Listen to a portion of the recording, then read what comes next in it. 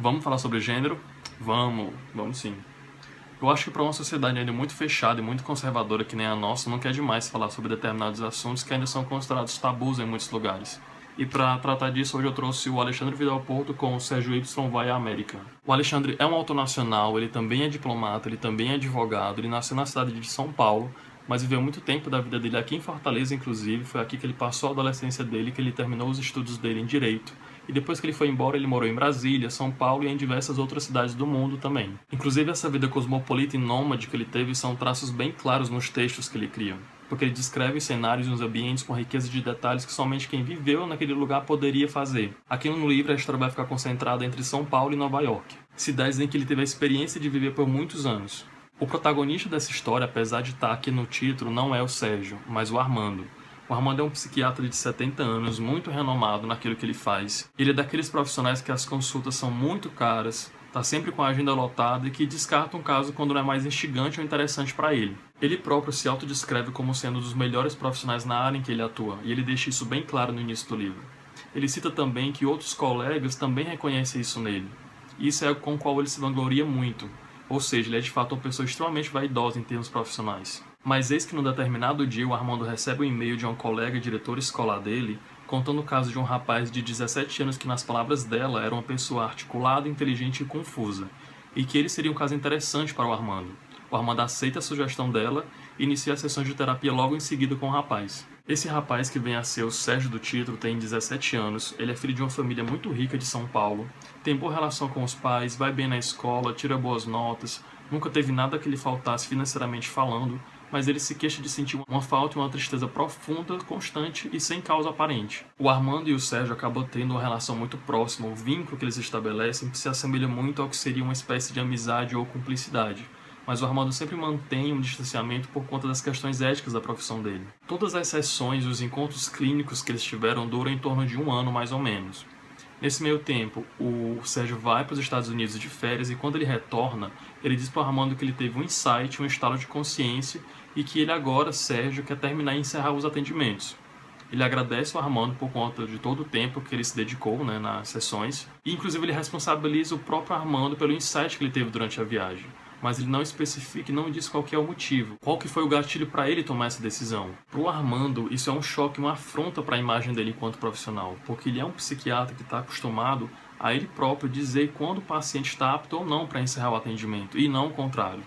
Então ele aceita aquilo no momento, mas ele não digere com facilidade. Tanto que meses depois do Sérgio ter encerrado as sessões, o Armando ele fica remoendo aquele assunto. Ele chega a ouvir os áudios das gravações que ele fazia e relê as anotações que ele fazia durante o atendimento.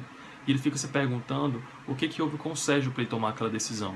E mais ainda, como que ele está agora depois de passar tanto tempo sem receber notícias dele. Alguns meses depois, por coincidência ou obra do acaso, o Armando acaba encontrando a mãe do Sérgio no supermercado e nessa conversa ele descobre que o Sérgio está vivendo em Nova York, ele formou-se em gastronomia, está quase abrindo um restaurante próprio e que ele está muito feliz com a vida nova que ele leva. E a mãe chega a agradecer e responsabilizar o próprio Armando pela condição na qual o Sérgio se encontra hoje. Assim como o próprio Sérgio fez quando encerrou as sessões. O que deixa o Armando muito feliz, com a sensação de dever cumprido. Muito embora ele ainda fique curioso para saber o que aconteceu com o Sérgio naquele fatídico dia em que ele encerrou os atendimentos. A história segue adiante e quando a filha do Armando, que também mora e estuda em Nova York, está prestes a se formar, o Armando descobre pelos jornais que o Sérgio foi encontrado morto no quintal da casa onde ele morava em Manhattan. Daí o livro dá uma guinada e o texto que antes era descrito mais em tom de narração e observação dos fatos passa a tomar um teor mais de investigação, mas não no sentido policial da coisa. O Armando se aproveita do fato de que ele já está em Nova York por conta da formatura da filha para tentar compreender e conhecer como é que era a vida do Sérgio em Nova York até chegar o dia da morte dele e em que circunstâncias se deu essa morte. E é nessa visita, nessa entrada nesse mundo que é novo para ele, que o Armando vai descobrir que ele sabia muito pouco ou quase nada sobre o Sérgio. O fato é que o Sérgio era uma pessoa transexual. E nesses 12 meses de atendimento, o Armando em momento algum suspeitou disso. Porque o Sérgio não dava indícios que levasse o Armando a chegar até essa conclusão. E isso é algo que passa a perturbar muito a vida do Armando, porque ele, enquanto profissional gabaritado que ele era, ou pensava ser, se sentia na obrigação de ter percebido ou notado algum indício daquilo durante as sessões. Somado a isso, a gente ainda tem também o fato do próprio Armando ter algumas questões e demandas pessoais a serem resolvidas. Ele é uma pessoa que se cobra muito em termos profissionais e ainda sofre de transtorno obsessivo compulsivo. E eu diria até também que ele tem alguns sintomas de pânico e ansiedade também. E aqui eu abro um pequeno parênteses para enfatizar isso que o Alexandre inseriu no livro. Porque, por incrível que pareça, muita gente ainda tem a concepção de que psiquiatra, psicólogo ou terapeuta são pessoas extremamente bem resolvidas, equilibradas e isentas de problemas. Quando na verdade não é nada disso. Nós, e aqui eu também me incluo porque eu também sou psicólogo, somos pessoas normais como quaisquer outras. Então nós sofremos como todo mundo, nós choramos como todo mundo, às vezes sentimos medo, insegurança, tristeza. Nós também somos de carne e osso, nós também sangramos. Porque antes de sermos qualquer uma das categorias anteriores, nós também somos pessoas, nós também somos seres humanos e passamos pelas mesmas situações. Uma outra coisa que o Alexandre fez e que eu gostei bastante foi que ele apenas expõe o que está acontecendo sem julgamentos. Ele apenas explica e expõe os fatos, os anseios e o mundo interno dos personagens e deixa que a gente tire as próprias conclusões. E à medida que o Armando vai descobrindo a história do Sérgio, que depois se torna Sandra, à medida que ele próprio também vai se descobrindo enquanto pessoa, enquanto profissional, ele vai compreendendo e entendendo melhor aquela situação.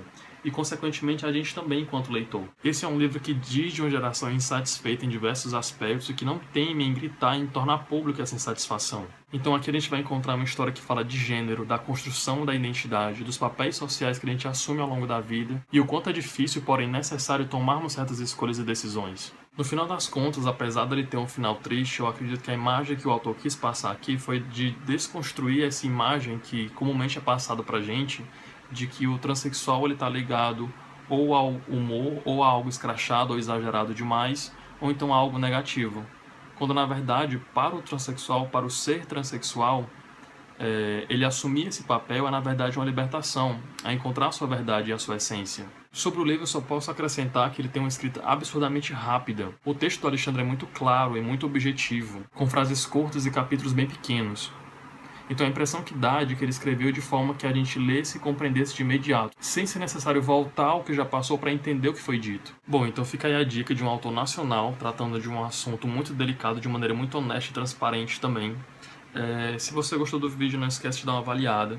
Me segue nas redes sociais que estão aqui embaixo. Faz algum comentário se você quiser. Obrigado por ter assistido e até mais.